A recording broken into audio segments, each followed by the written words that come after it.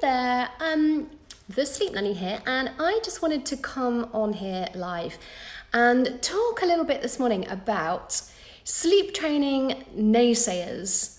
I think as sleep training and sleep consulting is becoming more and more normal, which is my mission, by the way, is to make it completely normal, then in response to that, you'll have more and more naysayers. You have more and more people who, want to go against the grain and want to express their feelings about what they consider it to be. And then you have that kind of the negative side. And I just wanted to talk about that for a minute because I do everything in my power at the Sleep Nanny to make it really, really clear that sleep training is not about leaving little ones to cry.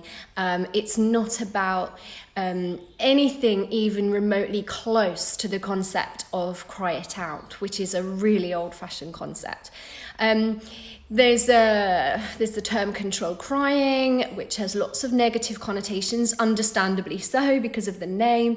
But actually quite often people don't really know or understand what's involved in sleep training. So assumptions get made, and then people often then will believe that not often, but there are some people who believe that it's a negative thing.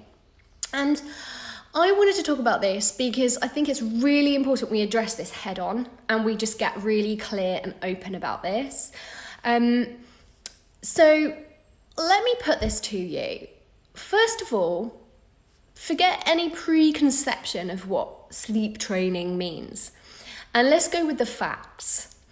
There are a broad range of ways to sleep train a child. There are some incredibly old-fashioned ones, and there are much newer ones that are more in line with research and effects that we've seen or not seen in development and all kinds of factors. There are some really, really old sleep training books, and there are some modern new ones like mine.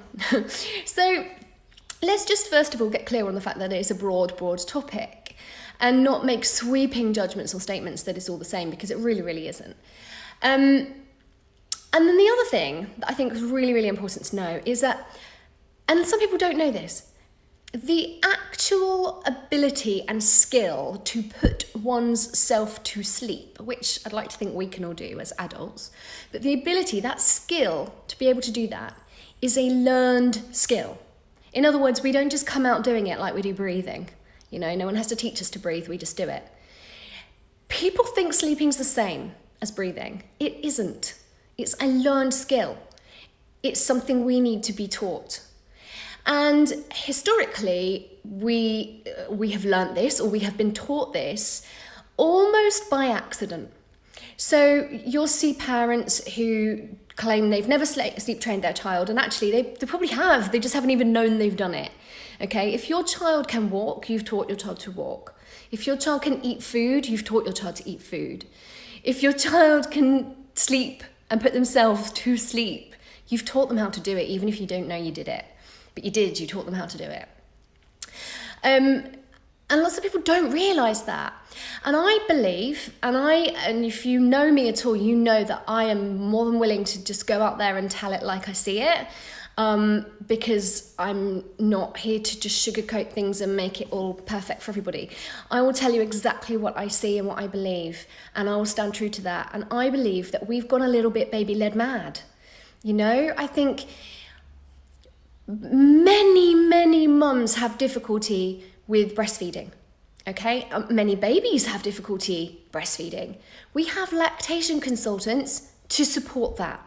We have lactation consultants to help teach mums how to breastfeed. And therefore, the mums and the lactation consultants together teach the baby how to effectively breastfeed. What's wrong with that? Nothing. Something that you're struggling with, you get the help to get it right for the best interests of the entire family, especially the baby. And a lot of people won't really question that. There's not this expectation of, my baby will just have to figure it out when they can. They'll learn it when they're ready. no, you need to feed your baby. So you're gonna get help and support and make it work, aren't you? Or you're gonna find an alternative. Whatever is fine, but you make it happen. You make it work. So we have support, we have guidance, we have help for breastfeeding and getting that right, okay? Now, baby-led weaning, that's another one, baby-led weaning. So what's the deal with that? That's all about teaching a baby to take the food, pick up the food, handle the food, feed themselves. Do you think that they're doing that completely on their own? No, they're taking the parent's guidance. Why? Because the parent prepares the food, cuts the food, places the food in front of them, demonstrates what to do with it. What's that parent doing? Teaching their baby how to eat solids. That's brilliant. That's fine. So I get why we call it baby-led, don't get me wrong. But let's also not forget that the baby is not entirely figuring this out for themselves. The parent is actually leading. The parent's completely leading. The parent's leading by example, by provision, and all kinds of other things. Response, the language they use, they're teaching. They actually are teaching. And so once again, when a baby learns to breastfeed, a baby learns to eat food, again, they're learning. And walking's another really obvious one. You help them, you get them up on their feet, you hold their hands, you walk around with them. They watch you, so you're demonstrating it even when you walk around, or older brothers and sisters. So again, baby learns to walk because they're learning, watching, learning, observing, being taught. And I mean, gosh, if you took the baby-led thing to the extremes, then we would say, well, what are we going to do? Child-led schooling? Or we just put some books down in front of them and expect them to figure out maths? Of course not. We teach, they learn, they grow.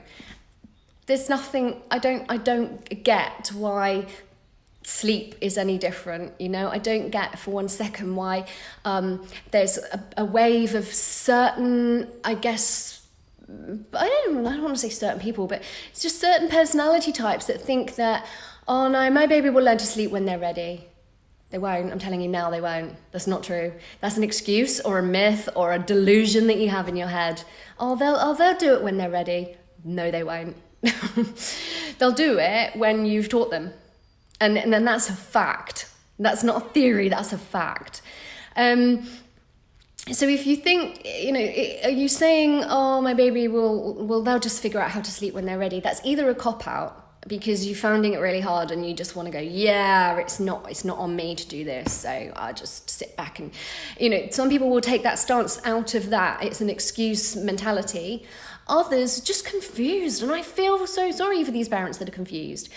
But I feel more passionate about educating the naysayers who go out of their way to push upon parents that sleep training is negative and that babies will just figure it out when they're ready and that we shouldn't pressurize babies to learn how to fall asleep, when actually have those people who do that been in extreme states of sleep deprivation, the kind of states of sleep deprivation that can cause depression, mental illness, marital breakdown, loss of career, inability to function well enough to even care for a child. I mean, I've seen sleep deprivation, well, it is used as a form of torture, and you can tell why. I've seen it be torturous and detrimental, even potentially fatal.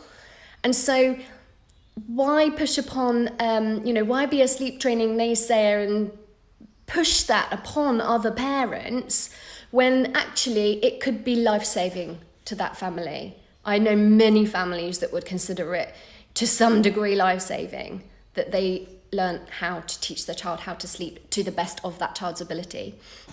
So I think the thing that I feel most strongly about here is if you have got views or opinions against teaching children anything, then that's your choice, that's your opinion, and that's fine. But what I don't think is right is to enforce that view or that thing upon others.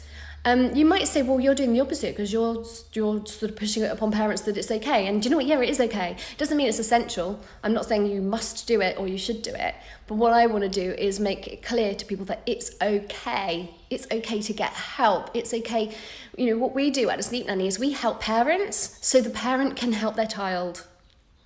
I mean, it's no different to seeking, how do I best wean my child onto solids? How do I best get my baby to breastfeed efficiently? How do I best teach my child how to walk, how to talk, how to ride a bike, how to read and write? You know, it's no different to helping them along. And yet they all have different levels of ability and capability. And we're not trying to force every single baby and child from the word go to be able to sleep soundly. It's about getting the best from that child. It's totally individualized. One 6-month-old won't be able to sleep as efficiently as another 6-month-old. But what if you could just get their best, you know, the personal best from that baby, rather than let that baby suffer from sleep deprivation, cause a family to suffer from sleep deprivation, and potentially cause some long-term damaging effects, behavioural problems, misdiagnoses, and all these other things that happen when people can't sleep soundly. So why not actually help them to do the best they can do? And that's all sleep training is. You know, if your 4-month-old is capable of sleeping like most 10-month-olds, brilliant. Let's help your 4-month-old do that, what they can do.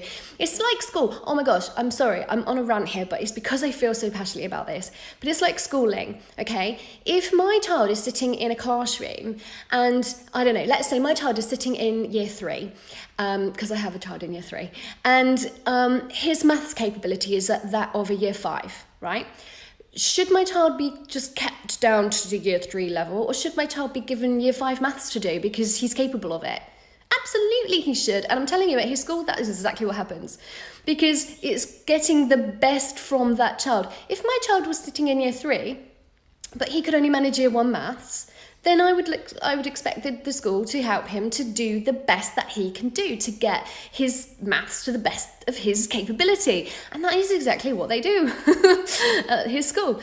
So it's no different with anything else. It's, you know, sleep training does not mean, it's not a cut and dry cookie cutter box set thing. It's not a case of, okay, so what we do here is we make sure that all children can do this, and this, and that's what we do. It's not like that.